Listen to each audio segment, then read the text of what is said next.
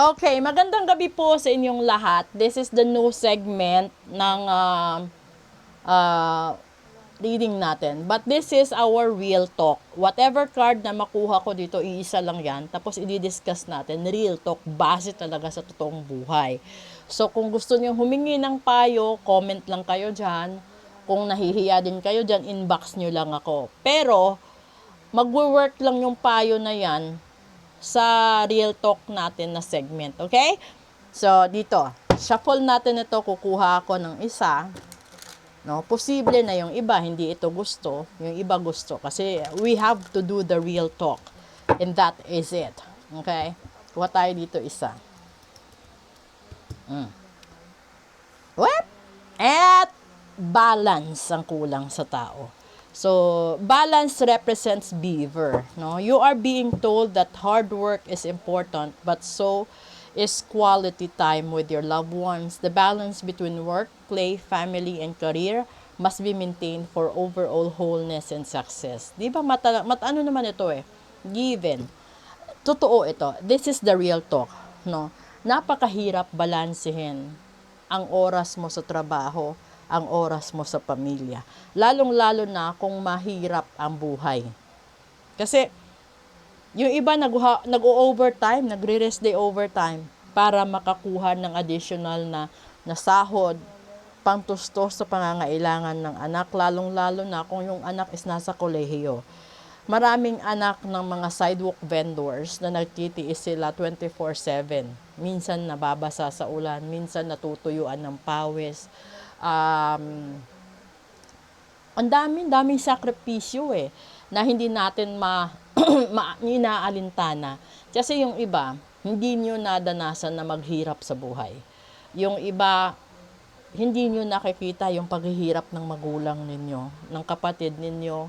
Hindi nyo nakikita kung paano sila nagtiis na hindi makakain 3 beses isang araw dahil nagtitipid sila. Yung hindi na sila makapunta sa gusto nilang puntahan, di sila makakain sa gusto nilang kainin kasi yung iniisip nila is yung tinatawag mo, minsan tumatawag ka, tuition ko po ate, kuya, tatay, nanay, ganito. Tapos yung hindi naman nila alam, yung iba, hindi naman nagbabayad ng tuition, hindi naman pumapasok sa school, tapos nasasayang, di ba? And then it will be too late na malaman ng magulang mo or ng kapatid mo na sinayang mo yung pera.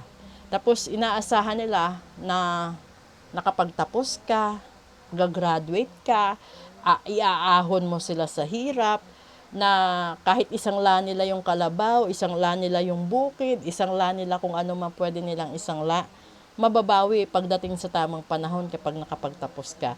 'Di ba? Mai-imagine mo gaano kasakit para sa isang magulang, sa isang kapatid na nagsakripisyo na tustusan ng pag-aaral mo tapos pinabayaan mo. Tapos hindi lang ganun, nag-asawa ka pa.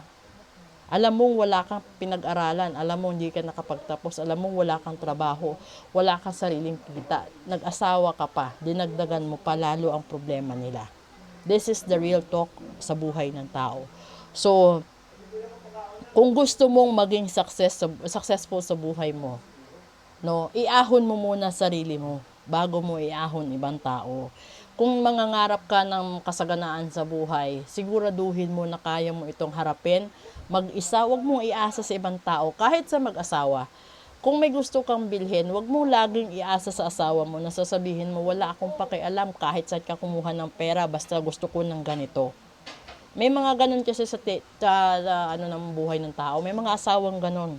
Kaya minsan yung husband is sumusuko, bumibitaw. Dahil masyadong demanding ang wife. Minsan, ito din yung leading or trigger na naghahanap sila ng isang simpleng babae na makakasama nila sa buhay, natanggap sila kung ano lang yung kaya nila, tanggap sila kung ano lang yung meron. Hindi yung tipo ng babae na napaka-demanding at ang daming hindi alam na gagawin. Yung lagi lang nagbibigay ng demands, ng gusto niya, tapos hindi man lang makapag-ambag ng expenses sa buhay, hindi man lang makapag-ambag ng kung ano-ano, di ba? Ito naman din sa trabaho naman, ito ng tao na mapanglamang sa kapwa. Alam mo na pagod na yung isa, inuutusan mo pa. Kasi sip-sip ka sa boss mo, di ba?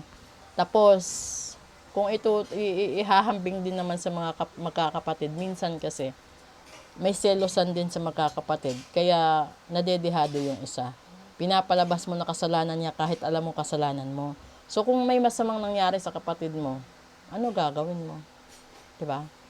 May mga ganito. So kailangan mong magtrabaho. Kailangan mong paghirapan kung ano man ang gusto mong makamtan sa buhay. That's the best thing that you can do. Real talk. Kung gusto mong mamahalin ka ng tao, gumawa ka ng kabutihan. Kung gusto mong tanggapin ka ng tao, magpakatao ka sa mata ng Diyos at sa mata ng tao. Kung gusto mo rin na tanggapin ka buong buo, huwag mong itago ang mga flaws mo sa buhay.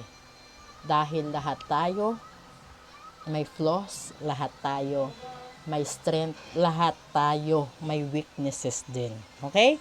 So this is the first episode of Real Talk 101, new segment here on Phoenix Heart.